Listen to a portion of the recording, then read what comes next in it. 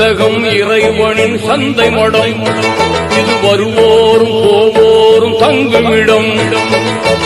இதுவல்ல நமக்கு சொந்த இடம், இதுவல்ல நமக்கு சொந்த இடம், அங்கே இருக்குது வேறு உரிய இடம், உரிய இடம். கருவூரிலிருந்து புறப்படுவான், கொஞ்சம் களைப்பார இங்கே தங்கிடுவான். உறவோடு உரிமையும் கொண்டாடுவான், அவன் ஒருவருக்கும் சொல்லாமல் ஓடிடுவான். இருப்பவன் இங்கேயே நிலைப்பதில்லை, யாரும் இதை விட்டு போனவன் திரும்பவில்லை. மறுப்பவன் இதனை யாரும் இல்லை, மனதில் ஆசைகள் மட்டும் குறையவில்லை.